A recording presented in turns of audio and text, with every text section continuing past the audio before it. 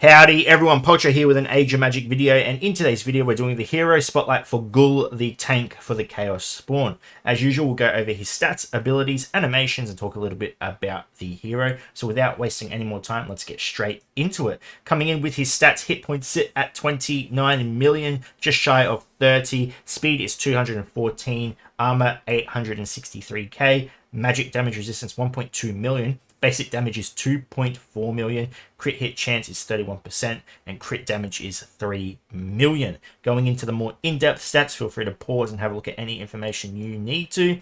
All the information is there for you to use how you see fit. So we'll jump over to the arena now and we'll start checking out this character's abilities. Jumping into the arena, we have Goul's basic attack. Stone projectile performs an attack on one target. If Goul's hunger is at maximum level, it deals additional damage equal to Goul's current HP to the target. There's a 45% chance to make the target skip one turn. Awakening this ability increases its damage by 60%. Increased chance to cast skip turns. So it goes from 45 to 60%, which is not horrible for a basic attack to have a skip turn on. Let's have a look at the animation. Doesn't matter who we target. We're going to go ahead, and it's hard to see, so I'm going to try to rotate the camera a little bit here. If we can... There we go. Okay, so you will have a look. He actually reaches into his stomach and then throws the stone. So pretty cool. It'll look better if you're fighting him. From this side, you don't see much, but cool little animation. Looking at Goul's second ability, we have Light Snack. Deals damage to all other allied heroes and restores HP equal to 100% of the damage dealt. After that, he casts 7 stacks of damage reduction on all other allies, up to 10 maximum. 70% of the damage taken by these allies is reduced and dealt to Goul. 1 stack is spent each time damage is taken. Cast an effect that reduces damage taken by 30% on the caster for 2 turns. Awakening this reduces damage to allies and increases the healing. So he goes from 100% healing to 200% of the damage dealt. But the damage dealt is reduced. And he casts more stacks of damage reduction from 7 to 9. So we'll go ahead and look at the animation of the ability. He'll absorb the HP. As you can see, it's not much HP absorbed, and he will heal 200% of that damage dealt. As you can see, it's a very small trade-off. They take hardly any damage and they get a lot of benefits. So huge damage reduction, damage redirected to Goul. Goul gets damage reduction on top of that. Yeah, very, very strong support ability for himself and his allies. Moving on to Goul's third ability, we have Tremors. Deals 3 strikes to all enemies. If Goul's hunger is at maximum level, it deals additional damage equal to Goul's current HP to the selected target. Casts an effect on the enemies that reduces their damage by 30% for 2 turns. In the arena or tournament, has a 50% chance to cast shock on enemies for 2 turns. The shock target can't perform support attacks. At the start of the target's turn, they have a 50% chance of skipping it. If it does happen, then if it doesn't happen, then the target's damage is reduced by 50% for 1 turn.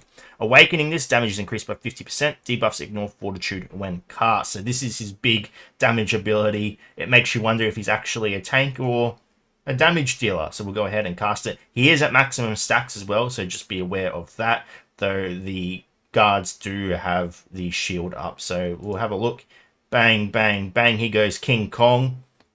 And he absolutely annihilates the Omphis. Even Sekman can't protect Omphis from that. And as you can see, a little bit of ignoring shield there by the looks of it. And yeah, King Kong smash. Does a lot of damage. A lot of damage. So watch out for that beast.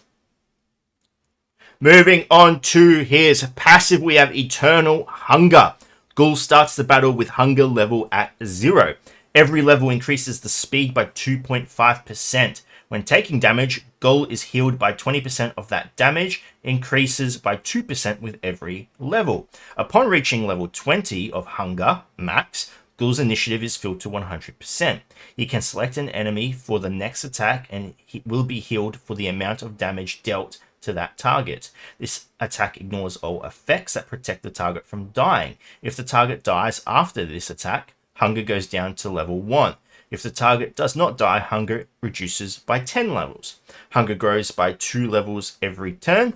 damage received by Goul reduces hunger by 1 level, while damage received by an ally increases hunger by 1 level. When an ally dies, Goul's hunger goes up to level 20. In the arena and tournament, Goul cannot die as long as hunger level is 10 or higher. Alright, awakening this. If Goul's hunger is at level 20, his attacks cannot miss or be dodged or defended against, and they ignore shields and armor.